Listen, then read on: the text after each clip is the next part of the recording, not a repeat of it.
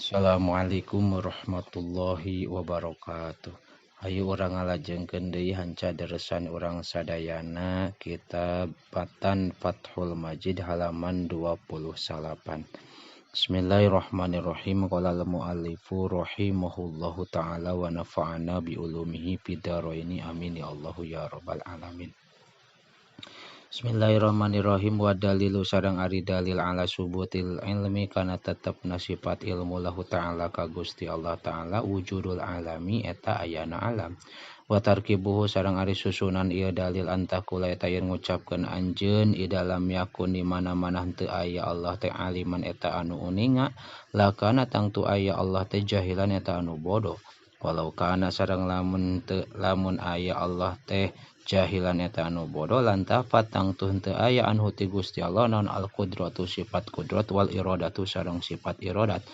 Walau intafaya sareng lamun teu aya itu kudrat sareng iradat anhu ti Gusti Allah lam yujad tangtu moal aya naon syai'un hiji perkara minal alami tina ieu alam. Lakin ada wujud di syai'in minal alami tetapi na ari henteu aya na hiji perkara tina ieu alam batilun eta batal li'annahu karana sayaktosna itu ada mewujudu syai'in khilaful hisi eta nyulayaan kana indra wal iyani sareng paningali pabautala mangka batal naon ma perkara ada anu ngadatangkeun ieu ma ilahi kana itu ada mewujudi syai'in bahwa sareng ari itu emak teh intifa'uhuma eta teu ayana itu kudrat sareng iradat anhu ti Gusti Allah. Wasabata sareng tetep itu kudrat sareng iradat lahu ka Gusti Allah li annal murida karena sayaktosna anu ngeresakeun al qadiru eta anu kawasa. La buddha misti li annal muridal qadiro karena sayaktosna anu ngeresakeun li annal murida karena sayaktosna anu ngeresakeun al qadiru anu kawasa la buddha eta misti wa ayyakuna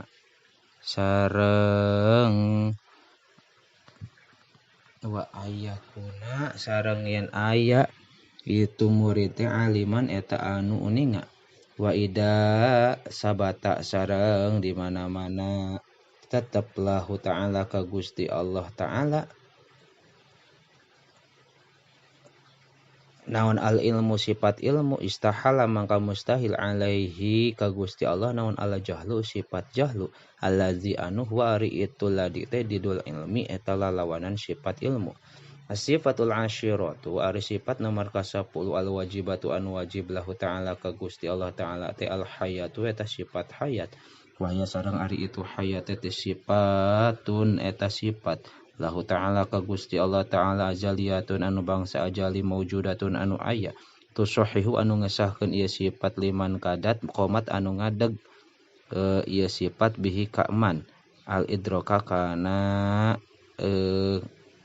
mangihan ayatu sahihu tegasna ngesahkeun ieu sifat lahu ka Gusti Allah ayakuna kana yen aya Allah teh mudrikan eta anu manggihan lil asya'i kana pirang-pirang perkara. Aya aliman tegasna anu uninga bihaqikotiha kalawan hakna itu asya wa sami'an sareng anu nguping biha ku itu kana itu asya wa basyiron sareng anu ningali biha kana itu asya wa hayatuhu sareng ari hayatna Allah laisa eta lain itu hayat teh biruhin eta kuruh bal hayatuhu balik ta ari hayatna Allah teh li zatihi eta kudatna Allah ay min ghairi wasitati syai'in tegasna lain tina perantara perkara zaidin anu nambahan aliha kana itu hayat karuhi saperti luh palidzalika mangka kulantaran itu la ya'tari henteu keuna ka Gusti Allah naon al mautu sifat maut bi khilafi hayatil hawadis beda kalawan hirupna pirang-pirang anu anyar fa innaha karana sayaktosna itu hawadis bi syai'in eta ku perkara jaidin anu nambahan ala dawatiha kana pirang-pirang datna itu hawadis wa sareng ari itu syai' teh arruhu eta ruh palidza mangka kulantaran itu ya tariha mangka keuna ka itu hawadis naon al mautu maut wa hayatuhu ta'ala sareng ari hayatna Gusti Allah ta'ala laisa eta lain itu hayate muta'alliqatan eta anu cumantel bisain kana hiji perkara wa ya sareng ari itu hayate sababun akliyun eta sabab akal fi sifatil ma'ani dina pirang-pirang sifat ma'ani yalzamu misti miwujudiha tina ayana itu hayat wujuda sifatil ma'ani kana ka yalzamu misti min wujudiha tina wujudna hayat naon wujudu sifatil ilmi ayana pirang-pirang sifat ma'ani ma tegesna perkara adaha anu ngalianan ieu ma kana hayat wa min adamiha sareng tina eueuhna hayat naon aladamu eueuh wa dalilu sareng ari dalil ala subutil hayati kana tetep sifat hayat lahu ta'ala ka Gusti Allah ta'ala teh wujudul alami eta ayana alam wa tarkibuhu sareng ari tarkibanana itu dalil hantakula eta yen ngucapkeun anjeun di dalam yakun di mana-mana henteu aya Allah teh hayyan eta anu hirup lakana tangtu aya Allah teh mayyitan eta anu maut walau kana sareng lamun aya Allah teh mayyitan eta anu maut lantafa tangtu moal aya anhu ti Gusti Allah naon jami'u sifatil ma'ani sakabeh pirang-pirang sifat ma'ani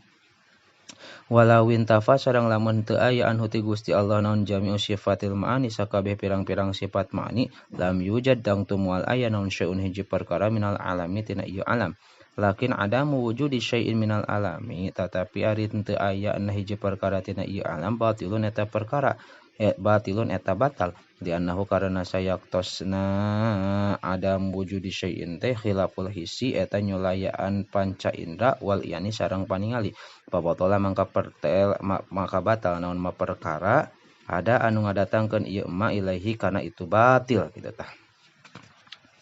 wahwa sareng ari itu ma teh atawa batil teh intifa sifatil ma'ani eta henteu ayana pirang-pirang sifat ma'ani wasabatat sareng tetep lahu ka Gusti wasabatat mangka tetep wasabatat sareng tetep itu sifat hayat lahu ka Gusti Allah wa idza sabata